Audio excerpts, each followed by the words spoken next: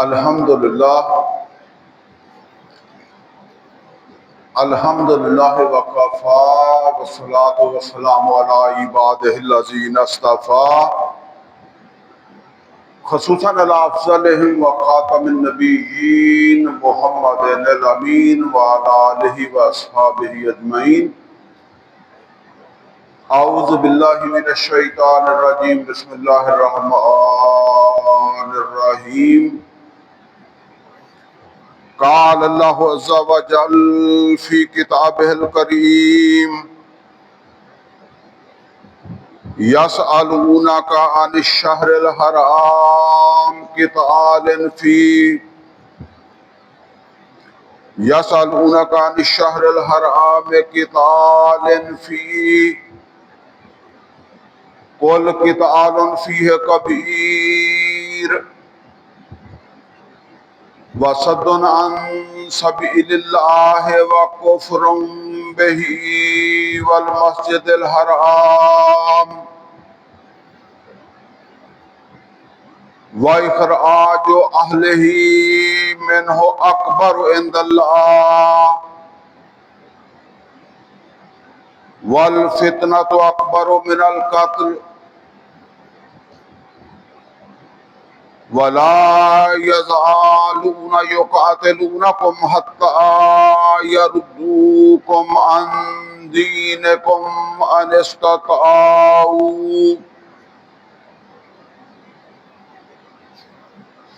ومن يرتد منكم عن دينه فيمت وهو كافر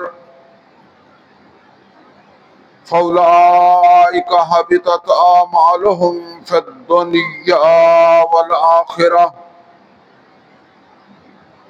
وأولئك أصحاب النار هم فيها خالدون۔ ان الذين آمنوا والذين هاجروا وجاهدوا في سبيل الله أولئك يرجون رحمة الله والله غفور رحيم۔ صدق اللہ العلی العظیم۔ ربی اشرح لی صدری ویسر لی امری واحلل عقدۃ من لسانی یفقہوا قولی۔ اللہم ارنا الحق حقا وارزقنا اتباعہ وارنا الباطل باطلا وارزقنا اجتنابہ، آمین یا رب العالمین۔ عزیز دوستو، آج ہمارے اس 25ویں خطاب جمعہ کے اندر ہم انشاءاللہ سورہ بقرہ کی آیت نمبر 217 اور 218 یعنی 217 اور 218 جو ہیں یہ پڑھیں گے۔ اس کا مطلب یہ ہے کہ اس سے پہلے جو ہمارے 24 خطابات جمعہ ہوئے ہیں اس میں ہم نے سورہ فاتحہ سے لے کر سورہ بقرہ کی آیت نمبر 216 تک جو ہے وہ پڑھا ہے،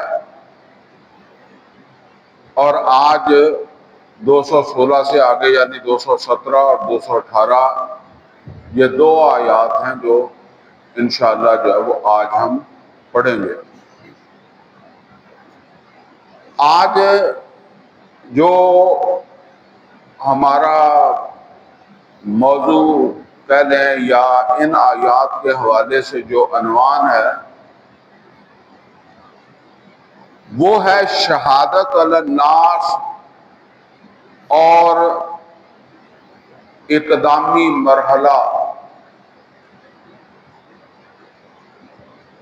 یعنی شہادت علی الناس کی جو ذمہ داری اللہ تعالیٰ کی طرف سے ایمان والوں کو دی گئی تھی،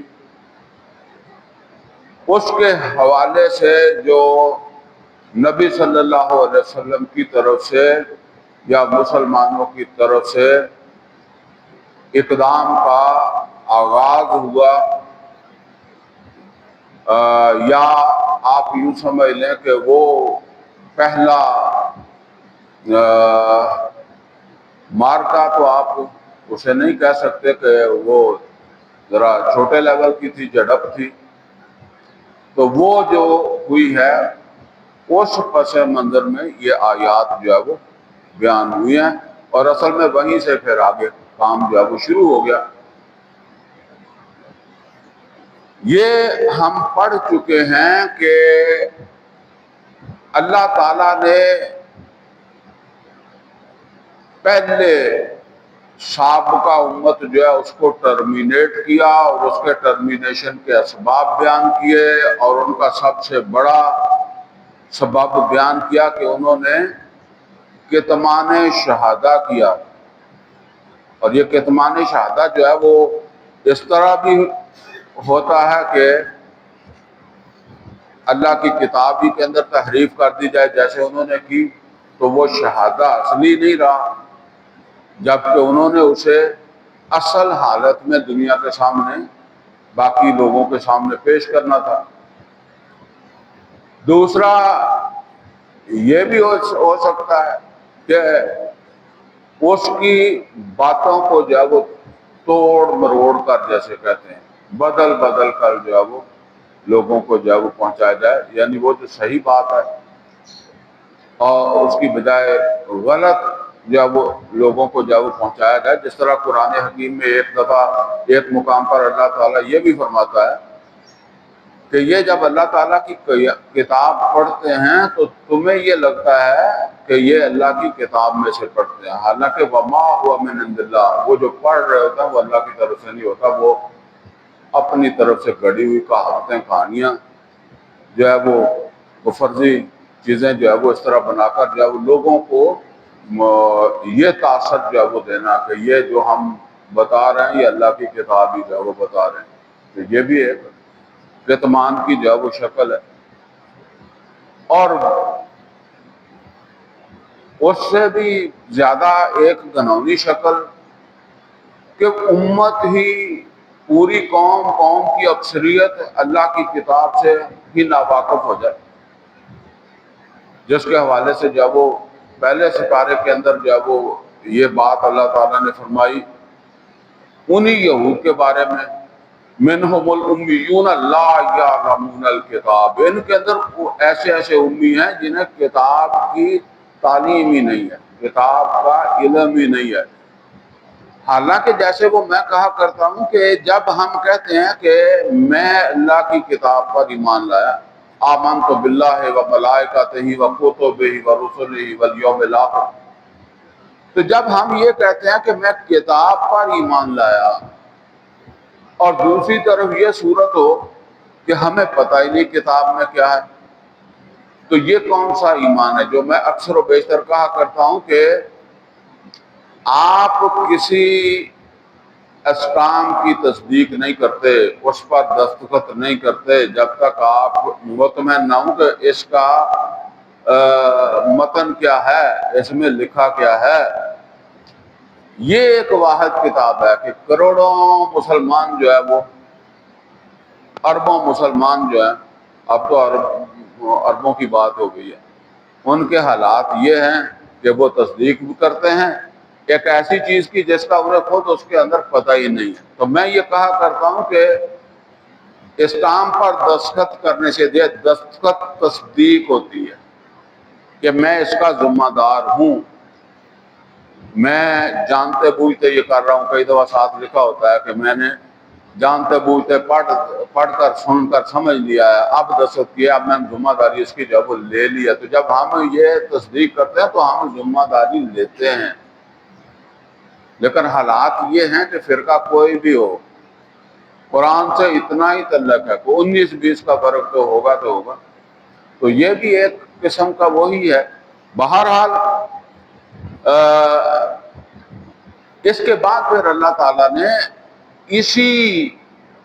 اسی کوتاہی یعنی کہ تمام شہادہ جو تھا اس کی تلافی کے لیے مسلمانوں سے کہا وَكَذَلِكَ جَعَلْنَاكُمْ أُمَّةً وَسَطًا لِتَكُونُوا شُهَدَاءَ عَلَى النَّاسِ، انہوں نے شہادت چھپایا تھا تم اسے پیش کرنا دنیا کے سامنے، وَيَكُونَ الرَّسُولُ عَلَيْكُمْ شَهِيدًا، اور اس کے ساتھ ہی اللہ تعالیٰ نے مسلمانوں کو جو ہے وہ قبلہ بھی دے دیا کہ اب وہ مسجد حرام قبلہ ہے۔ یہ کوئی چھوٹی موٹی بات نہیں ہے بھئی، مسلمان تو وہاں سے ہجرت کر کے مدینے آ گئے ہیں، تو اب وہ جو قبلہ دیا جا رہا ہے وہ وہاں جا ہی نہیں سکتے، وہ دشمن کے قبضے میں ہے۔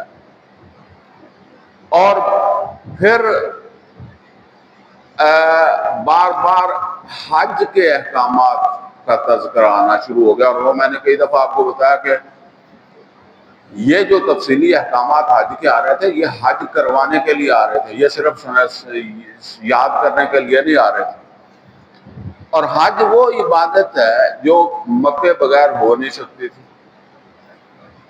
حرم کے اندر جائے بغیر نہیں ہو سکتی تھی، وہاں جانا ہی جانا تھا۔ تو اس کے لیے پھر اللہ تعالیٰ نے نبی صلی اللہ علیہ وسلم کو اور صحابہ کو قرآن حکیم کے اندر جو ہے وہ یہ حکم دیا کہ اس کے لیے جو ہے وہ جنگ کرو، یعنی جنگ کرو، اور جنگ میں جو سب سے زیادہ اندیشے والی بات ہوتی ہے وہ قربانی ہوتی ہے، تو وہ ساتھ ساتھ جہاں حج کا ذکر آیا اس کے ساتھ ساتھ ہی یہ ذکر آ گیا، قربانی کا بھی ذکر آ گیا۔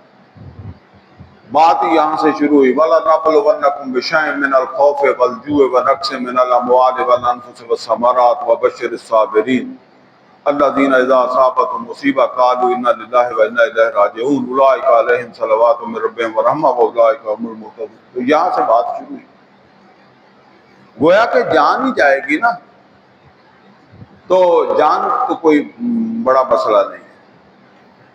چنانچہ آیت نمبر 191 سورہ بقرہ آیت نمبر 191 میں جا کر بالکل واضح کر دیا وَأَخْرِجُوهُم مِّنْ حَيْثُ أَخْرَجُوكُمْ وَأَخْرِجُوهُم مِّنْ حَيْثُ أَخْرَجُوكُمْ، کیا مطلب؟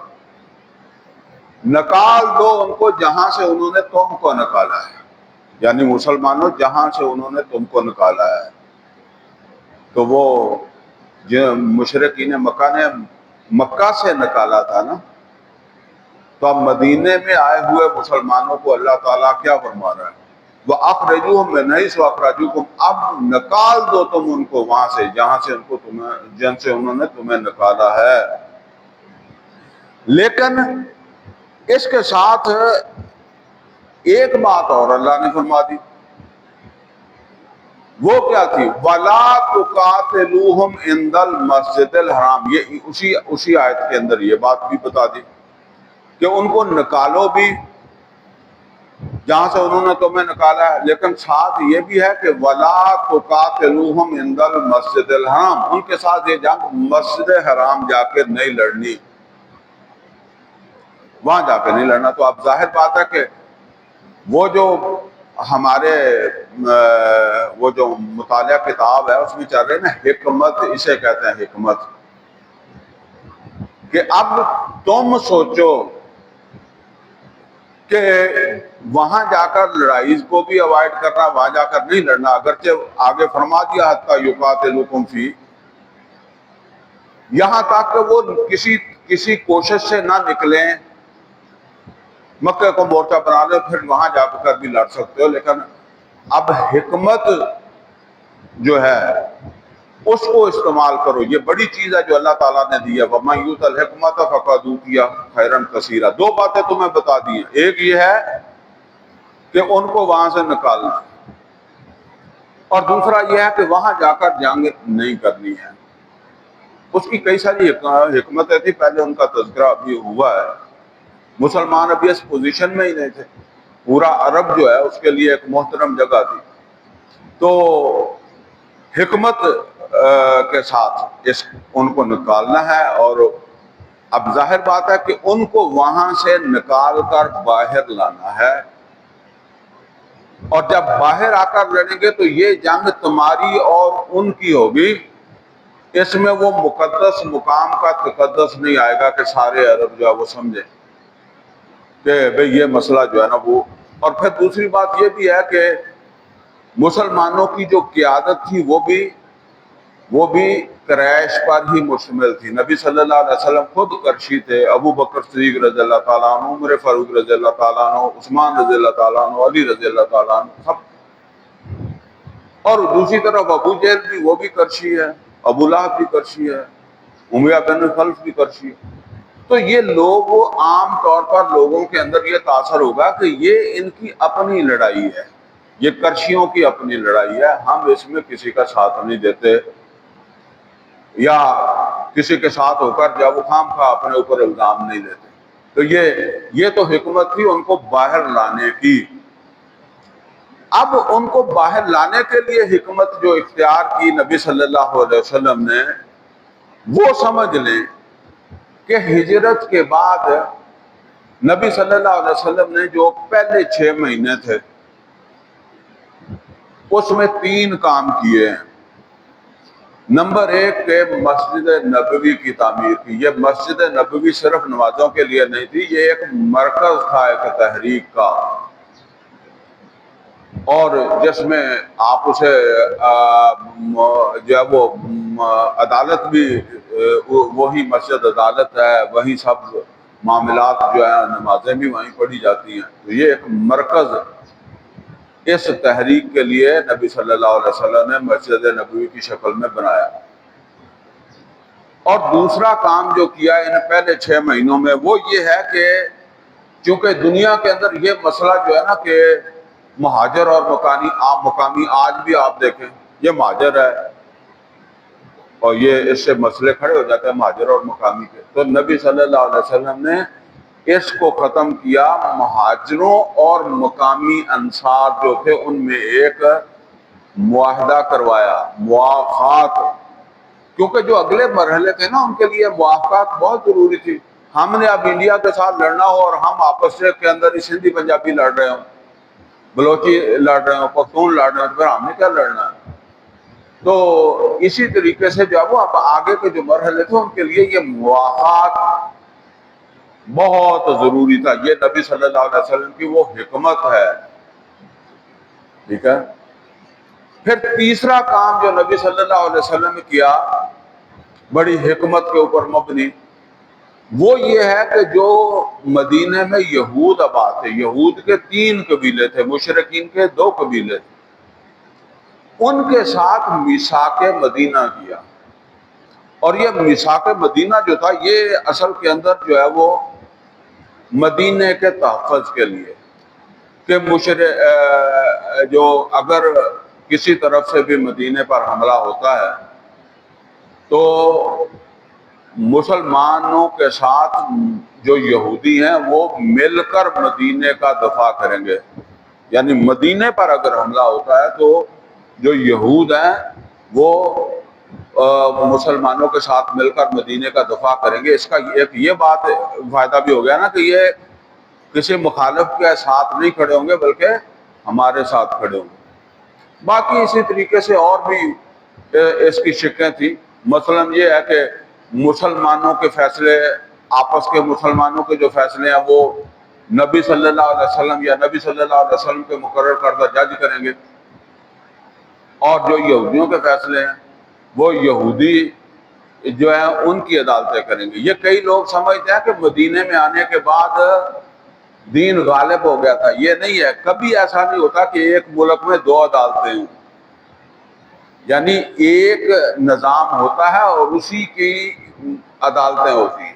تو یہاں تو یہودیوں کے لیے یہودیوں کی عدالتیں تھیں، اور یہاں تک تھا کہ اگر کوئی معاملہ یہودی اور مسلمان کے درمیان ہو جائے، کوئی جھگڑا، ظاہر ہے ایک شہر میں رہتے ہوئے مسئلے بن سکتے ہیں، تو پھر دونوں فریق اتفاق کر کے بے شک یہودی عدالت میں چلے جائیں یا بے شک اسلامی عدالت میں چلے جائیں، یہ بھی اس کے اندر جو ہے وہ تھی. تو اس طرح کی جو ہے وہ چیزیں جو ہے وہ تھی کہ وہ اس کو جو ہے وہ میثاق مدینہ کہتے ہیں. یہ اصل کے اندر کوئی یہ نہیں تھا کہ وہاں مسلمانوں کی حکومت قائم ہو گئی ہے، بلکہ یہ تو ایک برابری کی سطح کا ایک جو ہے وہ معاہدہ تھا مدینے کے دفاع کے لیے. تو یہ کئی لوگ دھوکہ دیتے ہیں یا اس کو مبہم بناتے ہیں یہ کہہ کے ایسا نہیں ہوا. ایسا تو پھر اسی وقت ہی ہوا جب یہودیوں کو وہاں سے سب نکال دیا گیا نا. صحیح معنوں میں تو اس وقت ہی جو ہے وہ یہ نکالا بھی اسی لیے.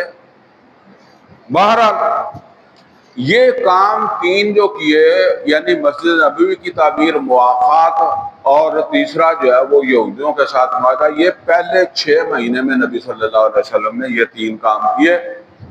گویا کہ ایک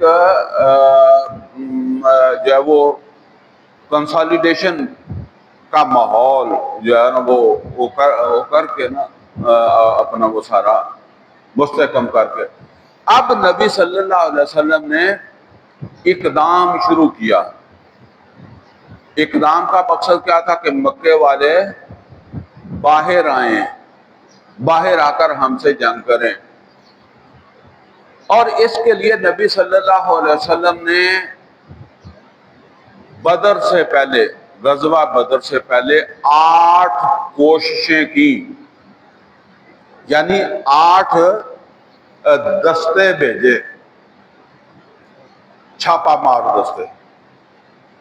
اور وہ دستے جو تھے آپ اس بات کو سمجھ سکتے ہیں کہ اس زمانے میں چھاپا مار کاروائی کوئی آسان کام نہیں تھا. کون سے ٹیلی فلم تھے، صحراؤں کے اندر جو ہے وہ جانا ہے، پھر یہ ہے کہ کسی قافلے نے آنا ہے تو اس قافلے کو روکنا ہے.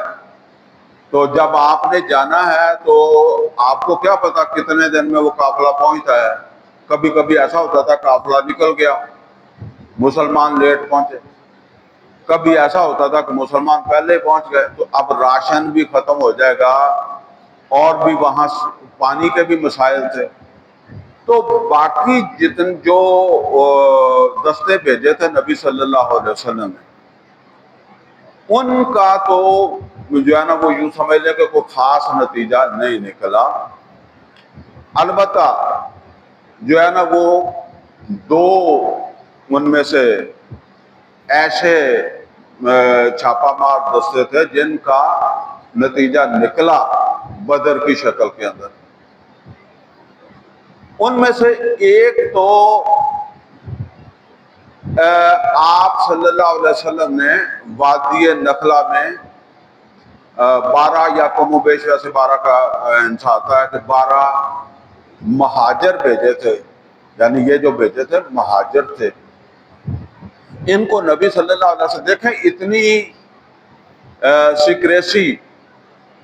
سیکرٹ رکھنا اپنے مشن کو. نبی صلی اللہ علیہ وسلم نے ان کو ایک خط بند کر کے دیا اور انہوں نے کہا اور ان سے یہ کہا کہ اس سمت سفر کرو، اتنے میل پر جا کر، اتنے سفر پر جا کر اس خط کو کھولنا اور پھر اس خط میں جو لکھا ہو اس پر عمل کرنا تاکہ کوئی بات نکلے نہ. بہرحال وہ جب انہوں نے سفر کیا، عبداللہ ابن جاش رضی اللہ تعالیٰ عنہ اس دستے کے امیر تھے. خط کھولا تو اس پہ لکھا ہوا تھا کہ وادی نخلا میں جاؤ اور قافلوں کی آمد و رفت جو ہے نا اس سے ہمیں آگاہی دو. یہ وادی نخلا جو ہے نا یہ مکہ اور جو ہے وہ جو یمن کا روٹ ہے نا اس پر جو ہے وہ یعنی جو قافلے یمن وغیرہ جاتے تھے اس کے جو ہے وہ طائف اور مکہ اس کے درمیان یہ تقریباً وادی ہے جو ہے وہ نخلا بنتی ہے. تو وہ 12 آدمی جو ہے وہ وہاں جا کر جو ہے وہ رک گئے. اب انہیں کوئی جنگ کرنے کا تو حکم نہیں دیا تھا، البتہ جاسوسی کرنے کا ان کو حکم دیا تھا. اچھا وہ وہاں بیٹھے تھے اپنا اور انہیں پتہ نہیں چلا کہ ایک چھوٹا سا قافلہ جو یمن کی طرف سے مکے کی طرف جو وہ آ رہا تھا تو وہ بالکل ان کے سر پر ہی آ گیا. جیسے کہتے ہیں کہ ممکن ہے وہ آرام کر رہے ہوئے کوئی ٹائم ایسا ہوگا، بہرحال ان کو نہیں پتہ چلا. پتہ ان کو اسی وقت چلا جب وہ قافلے کے ساتھ جو آدمی تھے انہوں نے مسلمانوں کو پہچان لیا اور مسلمانوں نے ان کو پہچان لیا، کیونکہ یہ 12 آدمی مہاجر تھے نا مکے کے، تو ایک مکے سے گئے تھے، تو وہ مکے والے جو قافلے والے تھے وہ بھی پہچانتے تھے، یہ بھی ان کو پہچانتے تھے۔ تو انہیں یہ خطرہ ہوا کہ یہ اب جا کر جو وہ بتا دیں گے مکے میں، تو اب ہم تو مدینے سے اتنی دور 12 آدمی ہیں، ہمارے ساتھ کچھ بھی کر سکتے ہیں، تو انہوں نے ان کے اوپر حملہ کر دیا۔ حملے کے نتیجے کے اندر جب وہ ایک وہ مارا گیا مشرک، ایک کو جب وہ گرفتار کر دیا، ایک غالباً جب وہ بھاگ کر جب وہ مدینے کے مکے کے اندر جو چلا گیا۔ بہرحال یہ جو قافلہ تھا اور وہ جو آدمی پکڑا ہوا تھا اس کو لے کر جو وہ یہ مدینے آ گئے، تو نبی صلی اللہ علیہ وسلم نے پسند تو نہیں فرمایا کیونکہ لڑائی کے لیے بھیجا نہیں تھا، لیکن اب ہو گیا تھا جس کو کہتے ہیں جو کچھ بھی۔ تو اب یہ ایک واقعہ تو یہ بن گیا۔ اچھا، اس واقعے کے نتیجے میں بعض لوگ جو تھے، پیچھے ہم نے پڑھا ہے اللہ نے فرمایا کتب علیکم القتال وہو کرہ لکم، تمہارے اوپر جنگ فرض کر دی گئی ہے، اور وہو کرہ لکم، اور تمہیں میں سے کچھ لوگ مطلب یہ ہیں جن کو اچھی نہیں لگتی، اور میں نے پیچھے بتایا تھا کہ یہ کوئی نہیں کہ یہ جو مکے سے مہاجر گئے ہیں ان کو اچھی نہیں لگتی، یا انصار مدینہ میں سے جو صادق الایمان ہیں ان کو اچھی نہیں لگتی۔ اصل میں کچھ لوگ وہ بھی تھے کہ جو اپنے سرداروں کی وجہ سے مدینے میں جو ہے وہ آ گئے تھے، کوئی اتنا زیادہ ان کی کوئی تربیت بھی نہیں تھی، وہ بھی نہیں تھی۔ تو جس طرح ہم عام طور پر کہتے ہیں کہ خامند جدھر جاتا ہے بیوی اس کے ساتھ ہی عام طور پر ہو جاتی ہے، تو اسی طرح سرداروں کا بھی معاملہ تھا۔ تو بہرحال وہ ان کے دلوں میں اس طرح کی جو وہ بات آتی تھی کہ یہ جنگ تو بڑا مشکل کام آ گیا، مرحلہ ظاہر ہے جان بھی جاتی ہے، مال بھی لگتا ہے۔ تو ان لوگوں کی طرف سے بھی یہ بات آئی کہ یہ تو اچھا نہیں ہوا، اور باقی سمجھدار آدمی بھی میں سے بھی جو ہے وہ ہو سکتا ہے کہ بھئی ابھی اپنی قوت کا پتہ ہے، تھوڑی سی ہماری تعداد ہے، یہ تو مکے والوں کا بندہ مار دیا، تو کیا اب مکے والے آئیں گے نہیں لڑنے کے لیے؟ مکے والے تو پھر آئیں گے۔ تو یہ گویا کہ یہ ہمارے جو بھائی ہیں یہ جنگ کو گھر لے آئے ہیں، یعنی یہ جنگ کو دعوت دے کر آ گئے ہیں، یہ بعض لوگوں کی جو ہے وہ سوچ تھی۔ اس پس منظر میں یہ واقعہ ہوا۔ لیکن ایک واقعہ دوسرا بھی ہے، وہ بھی میں عرض کر دوں، اگرچہ اس کا یہاں کوئی ذکر نہیں ہے، ذکر تو اسی کا ہے، اسی پس منظر میں بات ہو رہی ہے۔ دوسرا یہ ہوا کہ ایک دستہ خود نبی صلی اللہ علیہ وسلم لے کر چلے گئے، اور وہ دستہ جو تھا وہ بھی چھاپا مار ہی تھا، اور اس نے چھاپا مارنا تھا قریش کے ایک تجارتی قافلے پر، جس قافلے کو ابو سفیان لے کر شام کی طرف جا رہے تھے۔ ابو سفیان کو اطلاع مل گئی کہ وہ قافلہ جو ہے وہ اس کے اوپر حملہ ہو جائے گا، اس کے لیے محمد رسول اللہ صلی اللہ علیہ وسلم مکہ سے چل پڑے۔ تو اس نے کیا کیا کہ ایک آدمی مکے بھیج دیا تیز رفتار سواری کے ساتھ کہ ہمیں اطلاع مل گئی ہے مسلمان ہم پر حملہ کرنے والے ہیں، تو تم آؤ ہماری مدد کے لیے۔ اور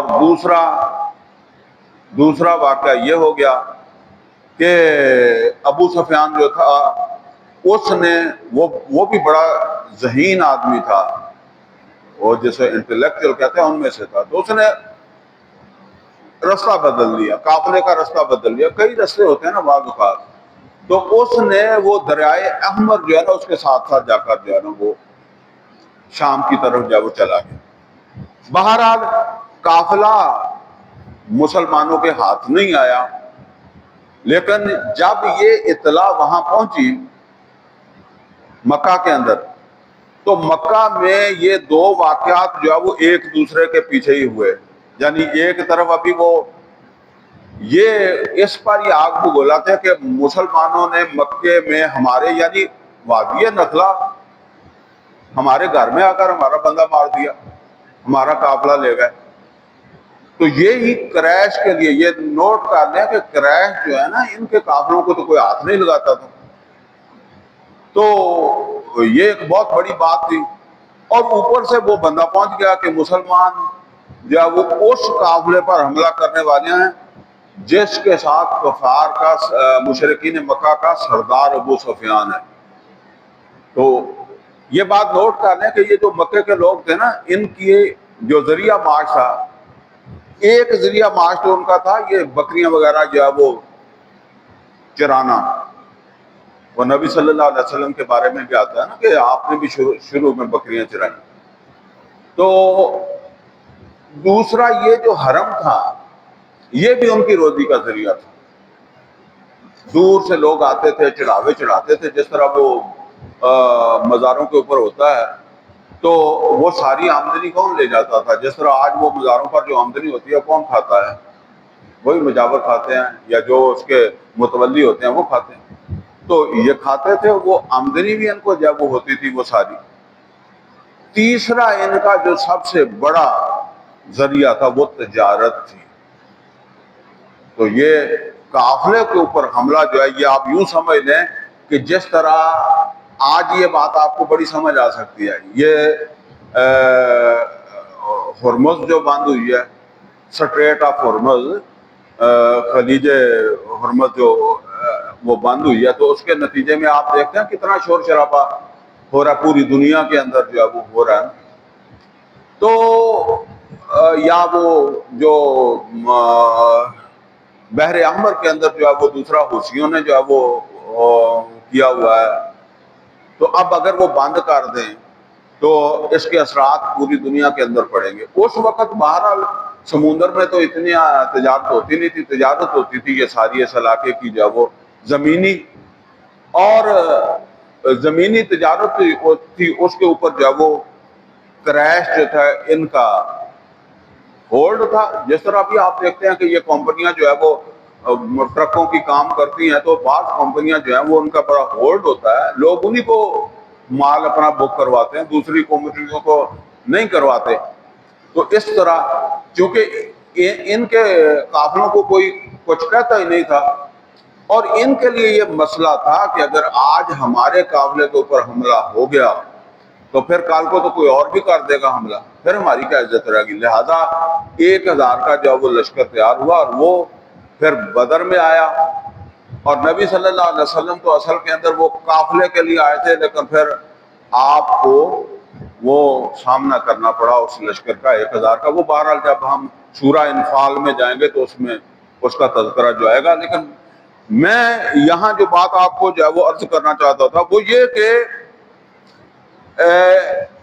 یہ جو اقدام ہوا تھا محمد رسول اللہ صلی اللہ علیہ وسلم مسلمانوں کی طرف سے، وادی نخلا والا اور دوسرا پھر وہ جو تھا، اس کے نتیجے میں پہلے وادی نخلا کا واقعہ ہو گیا، اس کے پیچھے جو وہ دوسرا جو وہ واقعہ اطلاع مل گئی، تو گویا کہ اب آغاز ہو گیا تھا۔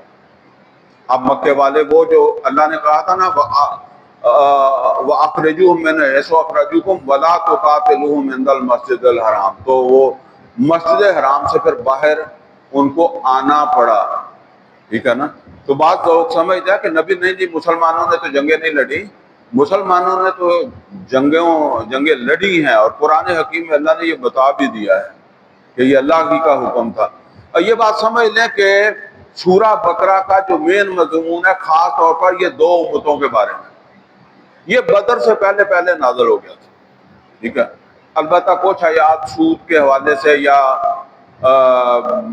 بلکہ وہ جو آخری 2 آیات بھی ہیں سورہ بقرہ کی، ان کے بارے میں آتا ہے کہ وہ نبی صلی اللہ علیہ وسلم جب معراج پر گئے تھے تو تب نازل ہوئی تھی، تب آپ کو تحفہ ملا تھا۔ بہرحال مجموعی طور پر جو مضمون ہے نا اس کا، یہ بدر سے پہلے مکمل ہو گیا تھا۔ گویا کہ اس صورت میں سورہ بقرہ میں اللہ تعالیٰ مسلمانوں کو بدر کے کنارے تک جو وہ لے آیا، اور اگر آپ سارا مضمون یاد ہے تو پھر آپ کو پتا ہوگا کہ کس حکمت سے اللہ تعالیٰ جو وہ لے کر آیا۔ اب بس جو ہے نا وہ ان آیات کو، دو آیات کو ہم پڑھتے ہیں. فرمایا یسألونک کا عن الشہر الحرام، یہ شہر حرام، حرمت والے مہینے، یہ 4 مہینے رجب، ذوالقعدہ، ذی الحج اور محرم، یہ 4 مہینے جو ہے نا وہ یہ حرمت والے مہینے، جن میں کوئی لڑائی جھگڑا جنگ ونگ نہیں ہوتی تھی، امن ہوتا تھا پورے عرب میں.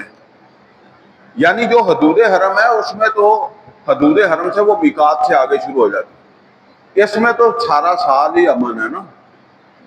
لیکن پورے عرب کے اندر جو ہے وہ ان 4 مہینوں کے اندر امن ہوتا تھا، لڑائی جھگڑے، کوئی جو ہے نا وہ ظلم زیادتی، کسی کو قتل کرنا، کوئی ڈاکو ڈکیتیاں نہیں کرتے تھے. تو بہرحال جو ہے وہ اب یہ جو آدمی مرا تھا یہ رجب کی آخری تاریخ تھی، یعنی مہینہ محترم تھا. یہ جو بات یہاں کہی جا رہی ہے نا یسألونک عن الشہر الحرام، اب یہ دیکھیں اب ڈائریکٹ آ کر بات کرنا مشکل ہے نا. اگر کسی آدمی کے دل میں یہ بات ہے کہ یہ کیا کیا جا کر وہاں جا کر بندہ مار دیا اور لڑائی کو دعوت دے دی، تو ڈائریکٹ کہنا مشکل ہے. اور اگر یہ کہا جائے کہ جی یہ حرمت والے مہینوں کی اب حرمت بقایا نہیں رہی، باقی نہیں رہی، تو اس طرح کے سوال جو ہے وہ لوگ کرتے تھے کہ جی دیکھیں اب یہ حرمت والے مہینے میں جو بندہ مرا ہے اس کا مطلب یہ ہے کہ اسلام میں حرمت نہیں رہی ہے اس کی، ان مہینوں کی. تو یہ سوال دراصل انڈائریکٹ ان سے متعلق تھا کہ یہ 12 آدمیوں نے جو کام کیا ہے یہ اچھا کیا ہے، اچھا کام نہیں کیا ہے، ٹھیک ہے نا. تو یہ تھا اصل کے اندر جو اس کے پس میں. اور پھر ویسے مشرکین مکہ جو تھے انہوں نے تو اس کو بہت زیادہ جو ہے نا وہ، بلکہ مشرکین عرب نے اس کو بہت زیادہ جو ہے وہ اس طرح اٹھایا نا کہ جی حرمت والے مہینے میں مسلمانوں نے جو ہے وہ آدمی کو قتل کر دیا ہے، جس میں ہم جب ہم مشرک ہیں تو ہم نہیں قتل کرتے، اور یہ کہتے ہیں کہ جی ہم مسلمان ہیں، اسلام ہے، امن کا دین ہے، اور اس میں بندے کو مار رہے ہیں. تو یہ اس طرح کی باتیں. پھر یہودی بھی بیٹھے ہوئے ہیں، یہودی بھی اس طرح کے موقعوں کو جو ہے وہ اٹھاتے ہیں. تو اس پس منظر میں فرمایا یسألونک عن الشہر الحرام، یہ آپ سے پوچھتے ہیں حرمت والے مہینوں میں قتال فی، کیا اس میں قتل کرنا جائز ہو گیا، جنگ جائز ہو گئی ہے، یعنی اس کی اب کوئی حرمت نہیں رہی. یہ وہ وادی نخلا والا جو واقعہ ہوا. کل تو اللہ تعالیٰ نے فرمایا محمد رسول اللہ صلی اللہ علیہ وسلم آپ فرما دیں قتال فیہ کبیر، اس میں قتال، جنگ، یہ بہت بڑا گناہ ہے.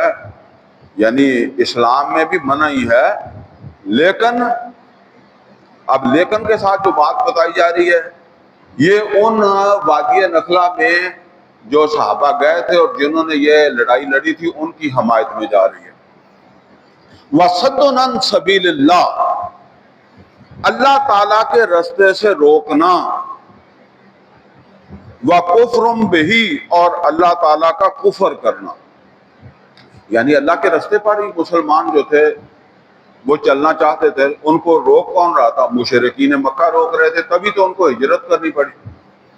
وَكُفْرٌ بِهِ، اور اللہ کا کفر کرنا. اگرچہ مکے کے جو لوگ تھے وہ اللہ کا کفر تو نہیں کرتے تھے، لیکن یہ سمجھ لیں کہ اللہ کو تو وہ مانتے تھے. اللہ کو ماننے کا صرف مطلب نہیں ہے ایمان، اس کے ساتھ اللہ کے رسول کے اوپر بھی ایمان لانا، اللہ کی کتاب کے اوپر بھی ایمان لانا. تو وہ رسول پر تو ایمان نہیں لاتے، کتاب کے اوپر ایمان نہیں لاتے. تو جو کتاب پر ایمان نہیں لاتا، جو رسول پر ایمان نہیں لاتا، وہ بھی کافر ہی ہے. وَكُفْرٌ بِهِ، اور جو ہے وہ کفر کرنا جو ہے وہ اللہ کا یا اللہ کے رسول کا، اللہ کی کتاب کا. والمسجد الحرام، اور اسی طریقے سے مسجد حرام مسجد حرام سے کیا مراد ہے؟ یعنی مسجد حرام پر ناجائز قبضہ. اللہ تعالیٰ نے سورہ بعد میں سورہ توبہ کے اندر جو ہے وہ یہ بات فرمائی ہے نا، سورہ توبہ کی آیت نمبر 17 میں، ما کان للمشرکین ان یعمروا مساجد اللہ، مشرکوں کا یہ حق نہیں ہے کہ وہ اللہ تعالیٰ کی مسجدیں جو ہیں ان کے متولی ہوں، ان کو آباد کریں، شاہدین علی انفسہم بالکفر، جبکہ وہ اپنے وجود سے کفر کا جو ہے وہ ثبوت دے رہے ہوں، کفر کا اظہار، کفر کے گواہ ہوں، کفر پر قائم ہوں. تو اللہ کہتا ہے کہ ان کا اس مسجد کے اوپر جو ہے وہ قبضہ ہی جو ہے وہ جرم ہے اللہ کے نزدیک. وَإِخْرَاجُ أَهْلِهِ مِنْهُ أَكْبَرُ عِنْدَ اللَّهِ، اور اس مسجد حرام کے رہنے والوں کو وہاں سے نکل جانے پر مجبور کر دینا، ہجرت پر مجبور کر دینا. وہ مکے بیٹھے ہیں، 2 دفعہ حبشہ بھی ہجرت کرنی پڑی تھی. تو اللہ فرما رہا ہے کہ تمہیں صرف یہ نظر آیا ہے کہ حرمت والا مہینہ جو ہے اس کی حرمت پامال ہو، اور یہ جتنا کچھ انہوں نے کیا حرم کے اندر بیٹھ کر،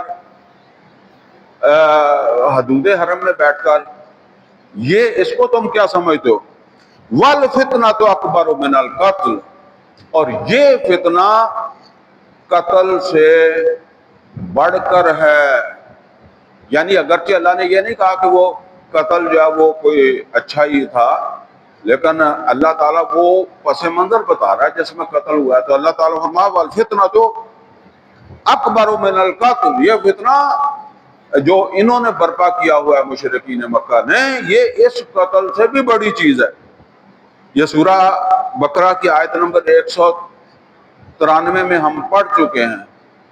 فرمایا وَقَاتِلُوهُمْ حَتَّى لَا تَكُونَ فِتْنَةٌ، ان کے ساتھ جنگ کرو حتیٰ کہ فتنہ باقی نہ رہے. وَيَكُونَ الدِّينُ كُلُّهُ وَيَكُونَ الدِّينُ لِلَّهِ، وہ سورہ انفال میں ہے، وَيَكُونَ الدِّينُ كُلُّهُ لِلَّهِ. یہ آیت دوبارہ بھی سورہ انفال میں آئی. بہرحال تو اللہ نے تو کہا کہ اس فتنے کو مٹاؤ، تو اسی سلسلے میں یہ قتل ہوا ہے نا. اب یہ جو اس طرح کی سوچتے تھے کہ یہ جنگ نہ ہی ہوتی، یہ نہ جاتے یا وہاں نہ لڑتے یا قتل نہ کرتے تو ابھی جنگ نہ ہوتی، ابھی ہم اور دعوت و تبلیغ کا کام کر لیتے. جو لوگ اس طرح سوچتے تھے ان کو اللہ بتا رہا ہے.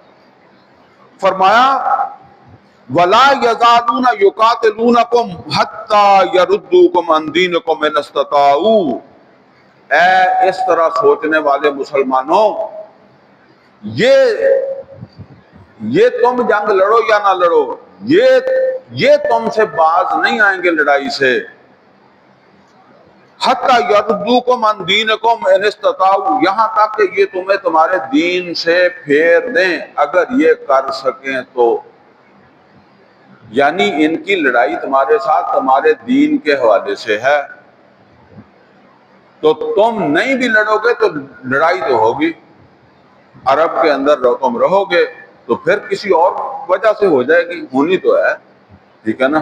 کیونکہ یہ تمہارے دین کو برداشت نہیں کر سکتے تھے. انہوں نے مکے میں بھی نہیں کیا، یہ مدینے میں بھی نہیں کریں گے. جب پھیلے گا تو نہیں کریں گے، کیونکہ تم بھی تو آرام سے تو نہیں بیٹھو گے نا. آرام سے بیٹھنے کا حکم ہی نہیں اللہ نے دیا. اللہ نے تمہیں اس دین کو غالب کرنے کا حکم دیا، تو غالب کرو گے تو لڑائی تو ہونی ہے. اگر یہ ان استطاعوا، اگر یہ ان کی استطاعت ہو. اور یہی بات یہودیوں کے بارے میں فرمائی کہ مسلمانوں، یہ جب تک تم اپنے دین کے اوپر قائم ہو یہ تمہارے مخالف رہیں گے. یہ بھی سورہ بقرہ کے پہلے سپارے میں یہ مضمون آ چکا ہے. یعنی اصل لڑائی خواہ مشرک ہوں یا یہود ہوں، ان کی تمہارے دین کی وجہ سے. لیکن ساتھ فرما دیا وَمَنْ يَرْتَدَدْ مِنْكُمْ عَنْ دِينِهِ، جو اپنے دین سے مرتد ہو گیا. ارتداد پیچھے ہٹ جانا. اب یہاں نوٹ کریں پیچھے ہٹنا کیا ہے.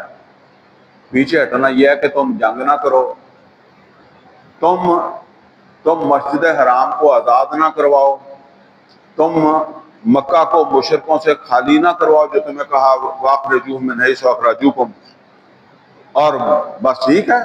وہ جو دین کا ایک تصور ہے کہ مدینے میں مسجد نبوی بن گئی ہے، مسجد نبوی کو آباد کرو، نمازیں پڑھو، اور اللہ کا ذکر و ذکار جو ہے وہ کرو، اور مکہ کی طرف جو ہے وہ جانے کا دماغ سے ہی نکال دو، اور یہی اصل کے اندر کتمان، یہی کتمان بن جائے گا۔ تو اللہ تعالیٰ فرما رہا ہے کہ یہاں یہ نہیں ہے کہ تم دین سے بالکل مرتد ہو کر چلے جاؤ، یہ ارتداد ہوگا۔ وَمَن يَرْتَدِدْ مِنْكُمْ عَنْ دِينِهِ، جو کوئی بھی اپنے دین کے تقاضوں سے پھر پیچھے ہٹ گیا، فَيَمُتْ وَهُوَ كَافِرٌ، یعنی توبہ نہ کر سکا اور موت آ گئی اسے اسی کفر میں۔ یہ پیچھے ہٹنا اصل کے اندر ارتداد جو ہے نا یہ کفر ہے، پھر کسی وقت اس پر بات کریں گے۔ یہ ارتداد پہلے ارتداد ذہنی ہوتا ہے، دل سے ہوتا ہے، عملاً تو بعد میں آدمی کرتا ہے۔ تو فرمایا کہ جو بھی ان تقاضوں سے پیچھے ہٹا، فَأُولَٰئِكَ حَبِطَتْ أَعْمَالُهُمْ فِي الدُّنْيَا وَالْآخِرَةِ، تو اس نے جتنے بھی عمل کیے نا، خواہ اس نے ہجرت کی تھی، یا اس نے بڑی نمازیں پڑھی تھی، یا اس نے بڑے روزے رکھے تھے، یا اس نے بڑا کو اور اچھے کام کیے تھے، لیکن اب وہ اس حرم کو آزاد کروانے، مکے کو خالی کروانے کے لیے جو ہے وہ نہیں ہل رہا، وہ مسجد نبوی میں بیٹھ کر تسبیحاں پھیرنا چاہتا ہے۔ تو فرمایا وہ عمل اس کے جو ہے وہ پھر ضائع ہو گئے۔ فَأُولَٰئِكَ حَبِطَتْ أَعْمَالُهُمْ فِي الدُّنْيَا وَالْآخِرَةِ، تو اس کے اعمال دنیا اور آخرت میں ضائع ہو گئے، نہ دنیا میں کوئی ان کا فائدہ ہے، نہ ان کا آخرت میں کوئی فائدہ ہوگا۔ اولئک اصحاب النار، یہ ایمان لانے کے باوجود، ایمان کے دعوے کے باوجود یہ آگ میں جائیں گے، ہم فیہا خالدون، اس میں ہمیشہ رہیں گے۔ اور یہ اصل میں بتایا جا رہا ہے کہ اس طرح سوچنا بند کرو، اور جو ہو گیا ہے یہ ایک موقع بنا ہے۔ اب اللہ تعالیٰ جو ہے وہ ان ایمان والوں کے حوالے سے جنہوں نے جا کر وادی نخلا کے اندر جو ہے وہ اس قافلے کا سامنا کیا تھا، ان کو اللہ تعالیٰ جو ہے وہ یوں سمجھ لیں کہ ان کی اللہ تعالیٰ جو ہے وہ تائید فرما رہا ہے۔ اور دیکھیں تائید کن الفاظ میں اللہ تعالیٰ فرما رہا ہے، ان الذین آمنوا، بے شک وہ لوگ جو ایمان لائے، والذین ہاجروا، پھر وہ مہاجر بھی ہوئے۔ اب وہ میں نے آپ کو بتایا نا کہ وادی نخلا میں جانے والے جتنے بھی لوگ تھے یہ سب کے سب مہاجر تھے، کیونکہ وہ مدینے والوں سے اللہ تعالیٰ، اللہ کے رسول صلی اللہ علیہ وسلم نے ابھی یہ بات نہیں کی تھی، کیونکہ ان کے ساتھ ایک بات ہوئی تھی وہ بیعت اولا، بیعت عقبہ غالباً ثانیہ یا اولا، ثانیہ میں، جب پھر نبی صلی اللہ علیہ وسلم نے ہجرت کیا تو انہوں نے کہا تھا کہ ہم مدینے میں آپ کا تحفظ کریں گے، مدینے میں کوئی آپ کو نقصان نہیں پہنچا سکے گا۔ تو نبی صلی اللہ علیہ وسلم نے ابھی تک ان کو یہ 8 مہینوں میں شامل نہیں کیا تھا، البتہ یہ جو نبی صلی اللہ علیہ وسلم خود لے کر گئے تھے نا، یعنی 7 مہینوں میں شامل نہیں کیا تھا، اور جو پھر آپ لے کر گئے تھے اس قافلے میں، اس میں تھے انصار بھی شامل ہوئے تھے، پہلی دفعہ اس میں شامل ہوئے تھے۔ تو فرمایا کہ ان الذین آمنوا، بے شک وہ لوگ جو ایمان لائے، والذین ہاجروا، اور وہ جو اپنے اس ایمان کی خاطر مہاجر ہوئے، وجاہدوا فی سبیل اللہ، پھر انہوں نے جہاد کیا۔ یہ جو انہوں نے حملہ کیا تھا، اللہ فرمایا کہ انہوں نے یہ اللہ کے رستے کے اوپر جو ہے وہ جہاد کیا ہے۔ وجاہدوا فی سبیل اللہ اولئک یرجون رحمت اللہ، تم ان کو شک کی نظر سے دیکھتے ہو، تم سے مراد سب نہ سمجھے کوئی اکا دکا جو لوگ ہیں وہ یہ سمجھتے ہیں کہ انہوں نے اچھا ایک قدم نہیں اٹھایا، انہوں نے یہ جنگ کو گھر لے آئے، یعنی جتنا اوائڈ ہو سکتا تھا انہوں نے خام خواہ جو ہے وہ اس کو جو ہے وہ دشمن کو بلا لیا، اور ان کو بڑی پکی تسلی تھی کہ اب وہ نکل کر آئیں گے، ان کے گھر جا کر ان کا بندہ بھی مارا ہے، ان کا قافلہ بھی لے آئے ہیں، تو اب تو نہیں رک۔ پھر دوسرا قافلے والا مسئلہ تھا۔